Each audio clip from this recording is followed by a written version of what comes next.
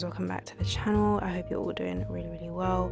If you're new here, I'm Zarina and I'm an artist, and I usually do like bullet journal videos. However, I want to start again into more types of art and different types of videos where I can showcase my art more. So following on from my May plan with me that I put up last week, I mentioned that I was going to be doing a full process of my gouache painting that I did. So this is it, and it's like the full process sped up a little bit for you guys to see exactly how I did it. I thoroughly enjoyed it, and I am really excited to kind of get back into painting, which I haven't done for a little while. So this is probably like my first painting of 2025, I guess, since I moved out of London in the last couple months of 2024. So I've been doing a lot of like settling in and getting things back to somewhat of like a normal routine, and I've really missed painting. I just obviously wasn't able to do it for a while, so I'm so happy that I could do this one and also share it with you guys. So for my supplies, I'm using gouache paint, which is by Himi. I got it from Amazon. I'll make sure to link everything below just in case you guys want to try anything out. And the gouache paints also came with 3 paintbrushes, which you could kind of see in the first couple of clips when I was showing the rest of the paintbrushes that I'll be using, and then along with the other paintbrushes that I also got from Amazon as well. And then for paper, I'm actually using watercolor paper for this. However, you guys can use like mixed media paper or anything that you want to use really. The reason I like watercolor paper is just that with gouache paint I do like to add a lot of water, especially when I'm putting my base colors down, and this just gives me like certainty that my paper isn't gonna start like peeling or warping. And it's really thick. I think it's like 250 GSM, but I'll double check that because I could be wrong. And this watercolor pad was actually really affordable too. It's a nice big A4 pad with 30 sheets, so I'll be able to use this one for quite a while. So to kind of prep my painting, I'll put washi tape down just to secure everything so that my paper doesn't move, and then I just go in with like my base colors and start figuring out how I want the paint to look, well in terms of the color. I'll also use like a little scrap piece of paper to test colors as well, so I know exactly what I'm getting, which is kind of funny actually because I forgot that with gouache paints they actually dry down a lot darker than when you first put them down, and the mushroom did kind of turn out a lot darker than I had planned. It doesn't necessarily make me dislike the color, however, like I said, I just had like a different vision for the mushroom color. And then also at the beginning you would have seen me blot the paper with some tissue just to get rid of any excess water. So I pretty much worked on the top of the mushroom first, and then as I worked on the bottom I was working on the rest as well, like simultaneously kind of together. And I love to add a lot of layers when I'm working with paint just so I can get as much depth and detail and shadows and stuff as possible. And I wasn't necessarily going for like a lifelike, just because the concept of the painting is pretty like fantasy-ish and not real. And when I think of like fantasy, I think a little bit more like light and less realistic.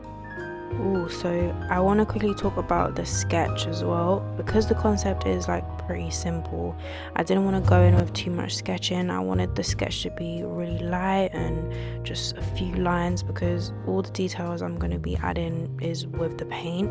And because the vision of this painting was so clear in my head, I just didn't need to draw every little thing because I knew exactly what, like I said, I wanted it to be like.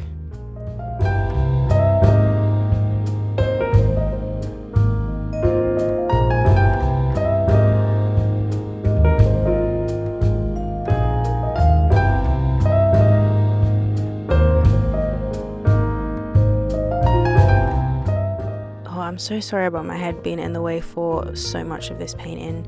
Because the painting had so many small tiny details, I just really needed to get so much closer so I could see exactly what I was doing. So I'm really sorry about that. I know it's a little bit distracting.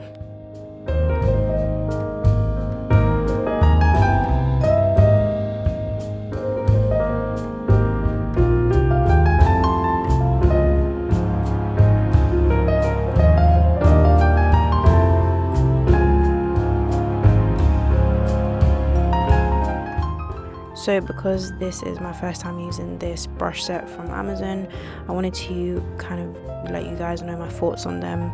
and they are quite affordable from Amazon, but they are really like solid and stable, and there's not like random brush hairs just flicking off and like sticking out in different directions, which I have experienced with some of the more affordable brush sets.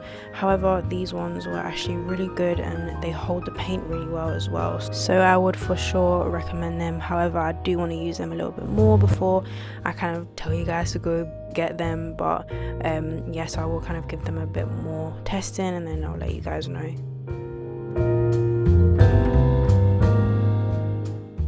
So I've just been alternating between different brushes and really going in with lots of like layers and lots of detail.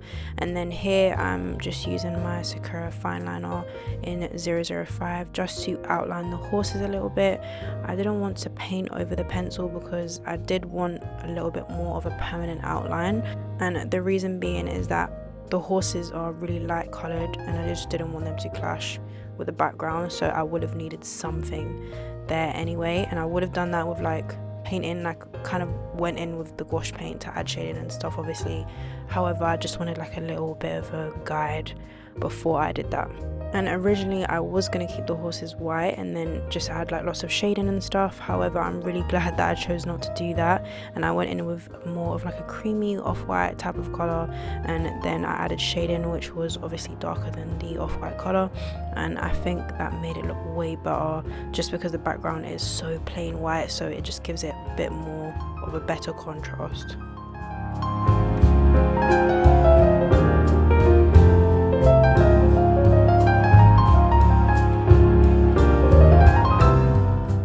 So here's a little bit of a story about my gouache paint. I actually had another gouache paint set that I bought probably in say early 2024 at some point, and I actually used this in lots of my videos, so you would have kind of seen that set. It was a purple, it was in like a purple like container and I don't know what happened to them, but when I opened it, and mind you I haven't opened it for like a year, so it has been a while, but when I opened it there was just mold everywhere, and I did try to save it, like I really tried to like scrape the mold off and not waste it, but it was so deep in there and just, yeah, it just looked horrible, and it just wasn't gonna happen, and I really just didn't like how it smelled and how it looked. It was just not good, so I had to buy another set, and because I had to buy another set I thought I'd get one with more colors, make it a bit more exciting instead of just getting the same one.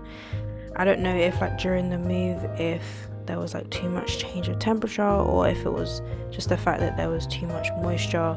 Like I didn't dry the paint out before I put the lid back on, like the last time I used it, but I know I definitely kept the lid on like really well, so I'm a little bit sad that they grew so much mold and they were just moldy at all, I guess. But anyway, I'm gonna try my best to keep that from happening to these ones, and honestly guys, I really tried to get the mold off. Like it wasn't just a little bit, like there was so much of it and it looked disgusting.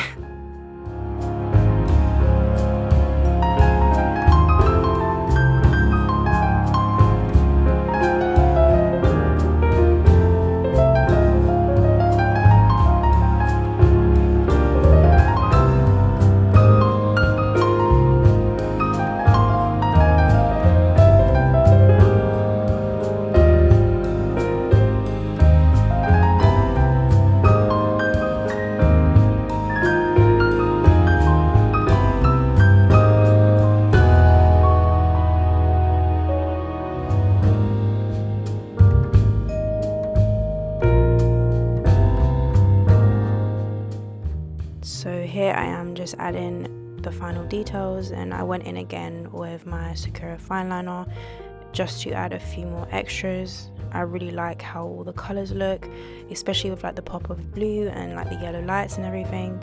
And even though the mushroom obviously didn't kind of come out the color that I had envisioned and expected, I still think everything came together really well, and I just love it so much.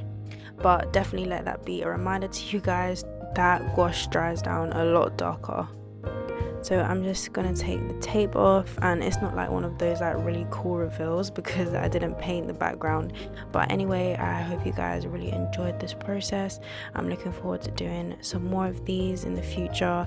I definitely do a lot of like bullet journal content, which I absolutely love, like I was saying earlier. However, I'm just kind of excited to show you guys more of just my art pieces rather than like planning stuff. So I hope you guys are prepared for that. Thank you guys again for watching, and I'll see you in my next video.